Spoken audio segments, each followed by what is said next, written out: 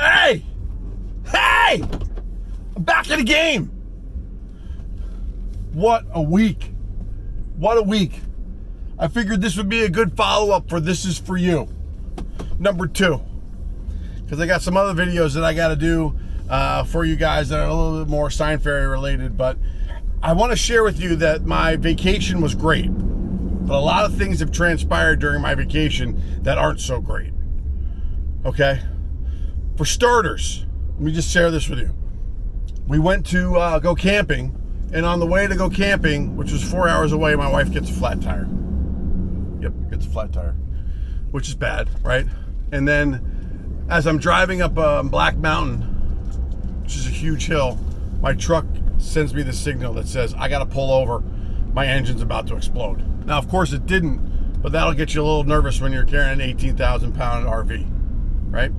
Then, when we get to the campsite, I have to back my camper into our campsite, and I hit a car. I hit a car, a parked car of a woman who wasn't even there. This has not started off so good, all right? And then when we get home from our camping trip, both of my AC units for my house have shit the bed.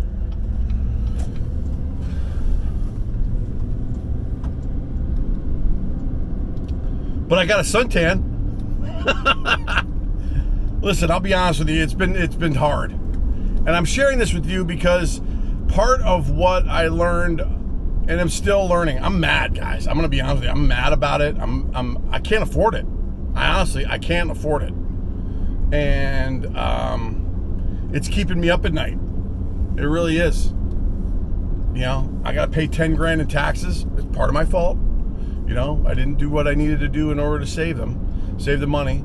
But I have the money and I'll be able to pay that. And, you know, it's just like, I don't know.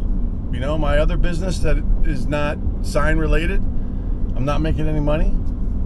And I'm paralyzed with fear of the unknown. I don't know what's going to happen.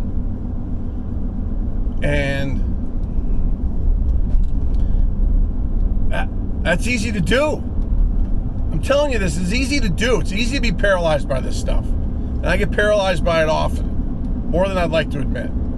But I'm sharing this with you because if you're paralyzed by it, by any of it, not even when it comes in the wave that I got it, but just in general, just know that it's okay. All right?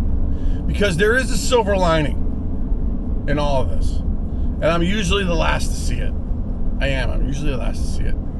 So I'm sharing this story with you, not to boast, not to brag, not to, you know, get on top of a hilltop and say that I've got this shit figured out, because I don't. I don't have it figured out at all.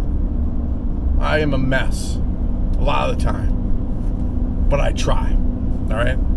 That's where I get my actions speak louder than words. Anyway, I hit this woman's car. This is a story I want to share with you. So I hit this woman's car. She wasn't even in it. There's nowhere around it. I couldn't find her. So we finished, parking the camper. We got it all set. We got it level. There you go. She's coming out. She sees her car. She gets in it. She doesn't even notice the damage. There's really not that much. Okay.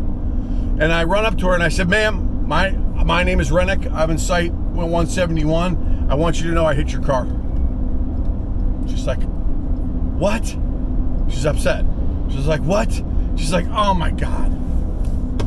Like, I just got my car fixed 3 weeks ago. And before that, it was 5 weeks. I got rear-ended. I just got it fixed." She's mad. And I'm upset, guys, because I put a big dent in my truck, and I've been waiting 10 years to get this truck, and I love it. It's like, I love it. And so I'm so upset. And I want to yell at my son. I really do. I want to yell at my son because he should have been watching my backside, but I can't hold him accountable for that. As much as I wanted to. I did for 10 seconds. I was like, "Gavin! God damn it!" I didn't scream, but that's what I felt like. But I didn't say anything to him. All right? So I kept it in. I was like, "It's not his fault. It's not his fault. It's not his fault. I got to tell this woman. I cannot not tell this woman I hit her car. I just can't do it." So I said to the woman, I said, here's all my insurance information. She had some friends come over in a car, and I actually ended up texting her friends all this information. They were staying at the campground as well, and they were understanding. As a matter of fact, some of the women were like, please don't let it ruin your this is why we have insurance, but she was upset. Now look, she could have been a lot more upset. She could have been, you dumb MFer, what the hell are you thinking? Can you not see? Are you blind? And dude, I would have taken all of it. All right. Not so much, but enough. Like, I was expecting more. And I would have been, okay, I get it. It's my fault. Totally my fault. I gotta own it. Cannot say it's anybody else's fault other than mine. I could, but I'd be lying to you. All right. So this is on a Friday. Saturday comes. Sunday morning, she sends me a text. She says, can you please send me a copy of your license? So I said, yes, I'd be more than happy to send you a copy of my license. She goes, I think I'm going to file a claim and get my car fixed. And I think that you should. And now I'm like, great, my insurance is going to go up. This is going to be awesome. And I got to file a claim and get mine. I mean, my damage isn't that bad, but, anyway. So she says this to me. She goes, Mr. Morris, I want you to know that I really appreciate you making this so easy. I want you to know that you have set an incredible example for your children to follow. And I want to thank you for making this so easy. And I was like, okay. But then I replied back to her. I was like, ma'am, listen, I want to thank you. I really do. I want to thank you for not tearing my head off, because you had every reason to tear my head off. It was completely justified. Thank you for not being so more mean, because I expected mean. I expected angry, and I expected resentment, and I expected all that stuff. And this is what she says to me. Well, I think I could have done better. I hope you have a great rest of your vacation.